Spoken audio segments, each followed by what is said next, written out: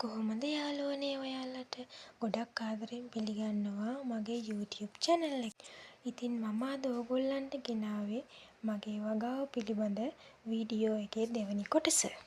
ඉතින් මේ බලන්නකෝ මගේ මිරිස් ගස්වල මිරිස් හැදිලා තියෙන විදිය. ඔයාලටත් පේනව නේද? මේ විදිහට පළදාව හැදිලා තියෙනවා දකිනකොට ඔයාලටත් ගොඩක් ආස හිතෙනව නේද? ඉතින් හැමෝම තමන්ට පුළුවන් විදියට තමන්ගේ ගෙවත්තේ මේ වගේ සුළුවෙන් හරි වගාවක් ආරම්භ කරන්න පටන් ගන්න. ඉතින් මම මගේ නිවසේ මට ඉඩ තියෙන විදිහට සෑම තැනකම වගා කරලා තමයි තියෙන්නේ. ඉතින් මම එළවලු කිසිම දෙයක් කඩින් මිලදී ගන්නෙ නැහැ. මගේ වගාවෙන්ම තමයි ප්‍රයෝජනයට ගන්නෙ. ඉතින් මේකෙන් මට එළවලු සඳහා යන වියදම ඉතුරු කරගන්න පුළුවන්. එළවලු වලට අමතරව මම මල් හිටවලා තියෙනවා මයි ගෙවත්තේ.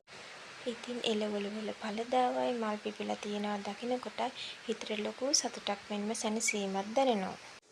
ඉතින් ඔයාලා මේ දකින්නේ විකිණීම සඳහා මම පැල තවන් කරලා තියෙන ආකාරය. ඉතින් මේකෙනුත් යම්කිසි මුදලක් මට ලැබෙනවා.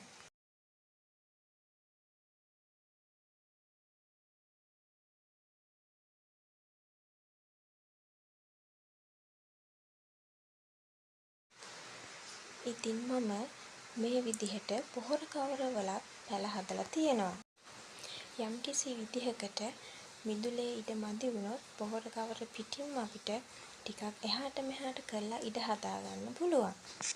ඉතින් ඔයාලා මේ දකින්නේ මම තවත් ක්‍රමයකට මල් පැල හදලා තියෙන ආකාරය.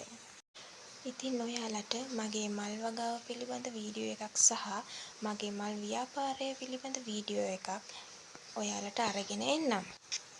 නිවස ඉස්සරහා මේ විදිහට මල් පිපෙන පොඩි පොන්ඩ් එකක් තිබ්බහම නිවසේ ලස්සන තවත් වැඩි වෙනවා. ඉතින් මම හිතනවා ඔයාලත් මේ වීඩියෝ එකෙන් යම්කිසි අදහසක් දැනුමක් ලබා ගන්න ඇති කියලා. තවත් වීඩියෝ එකකින් ඔයාලව හමු වෙනකම් ඔයාලට සුබ දවසක්.